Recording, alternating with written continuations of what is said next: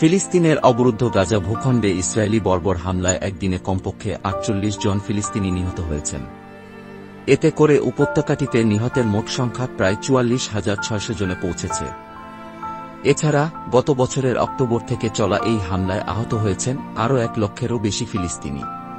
বৃহস্পতিবার ৫ ডিসেম্বর এক প্রতিবেদনে এই তথ্য জানিয়েছে বার্তা সংস্থা আনাদোলু।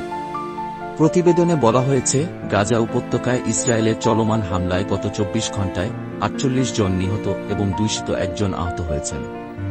ফিলিস্তিনি স্বাস্থ্য মন্ত্রণালয়ের মতে এ পর্যন্ত মৃতের সংখ্যা বেড়ে ৪৪,৫৮০ জনে পৌঁছেছে।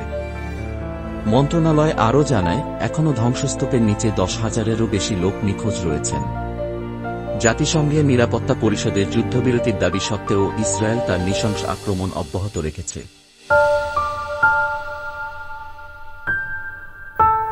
ইসরায়েলের এই আগ্রাসনে গাজার প্রায় ৬০% অবকাঠামো ক্ষতিগ্রস্ত বা ধ্বংস হয়েছে। বাস্তুচ্যুত হয়েছেন ২০ লক্ষেরও বেশি বাসিন্দা। জাতিসংঘ জানিয়েছে, এই বর্বর আক্রমণের ফলে গাজার প্রায় ৮৫% মানুষ বাস্তুচ্যুত হয়েছেন এবং খাদ্য, পানি ও ওষুধের তীব্র সংকটে রয়েছেন। ইসরায়েলের এই আক্রমণের কারণে আন্তর্জাতিক বিচার আদালতে তাদের বিরুদ্ধে গণহত্যার অভিযোগ আনা হয়েছে।